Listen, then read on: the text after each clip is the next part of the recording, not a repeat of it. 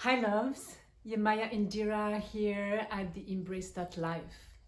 If you've been following me for a while or if you've worked with me in one way or another, you probably heard me speaking a lot about the oceanic wave of feeling and how important it is to give ourselves the permission to feel. Now today, I want to address the wisdom of knowing when to use and float with the oceanic wave of feeling and when to use a fashionable word these days, hack our emotional system and our mental loops that are keeping us, in the same place and don't allow us to really grow and expand to the places that we are hoping to find ourselves in, which would be a life of magic, a life of fulfillment, the ability to create what we feel is our birthright. So you might know the difference in your body first, because that's really where it all starts. Let's say that you're being triggered, by a conversation with a neighbor or your landlady, your mate, and you feeling your contraction in the solar plexus, in the diaphragm. You're feeling that there is like a bit of a pressure cooker, something doesn't feel quite right. Perhaps you were in a good mood a few moments ago, and even though you thought you had brushed that off, there's something that is working you, like Angelus Arian. Hi sweetie. Angelus Arian, the beautiful anthropologist, storyteller that's inspired a lot of my work, would say, it's like, yeah, what's working y'all, So in these moments, I believe that the organic wave of feeling, the oceanic wave of feeling, is really what needs to happen. So like be present, and when you have time to be with yourself, just let it roll. Like find that anger, find the grief that's underneath the anger. That's another conversation and other teachings that you probably have seen me share before.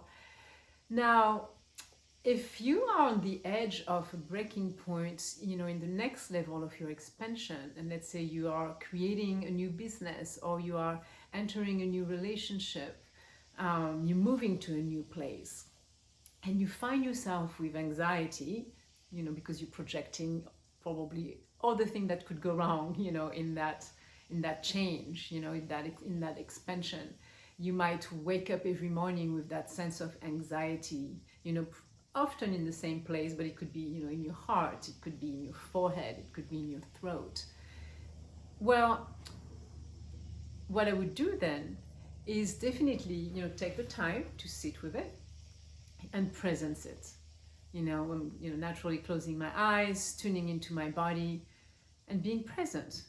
Okay, there is that tightness in my body, there's a feeling of anxiety, there's a sense of fear.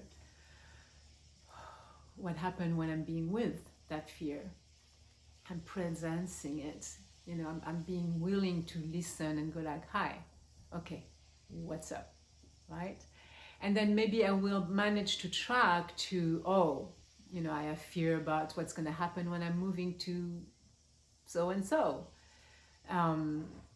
So there's a presencing. It's good to write it down, but then you know yourself.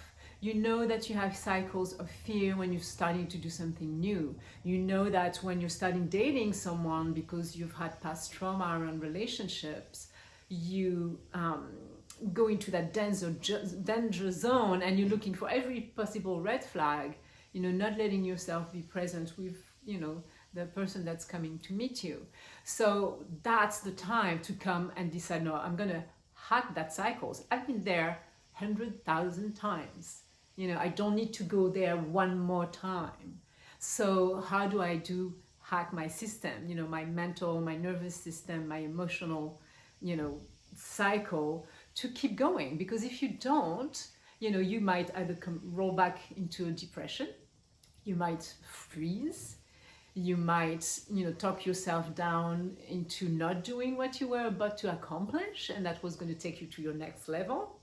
So that's when you gotta, okay, I'm going to kick myself in the butt. What does that look like? I might create a new schedule. I might decide to go, okay, these are the things that are not serving me anymore, and I'm just gonna, put that away for at least 3 weeks, and these are the things that I know I should have been doing, and I'm gonna really embrace them now. So there's a little bit of, like the good parents, but the parent that is also, has some austerity and is gonna take the child to its next game. So we'll speak more about hacking because I don't want to spend too much time, here today, but we'll speak more about, like how do we hack our system, so that we don't just go into the vortex of old cycles, because it's time. It's time for us to get where we really want to be and where we can see ourselves being, dream ourselves into being. So I send you so much love, and I want you to trust that you can live in magic, heal your heart, heal your mind, heal your nervous system.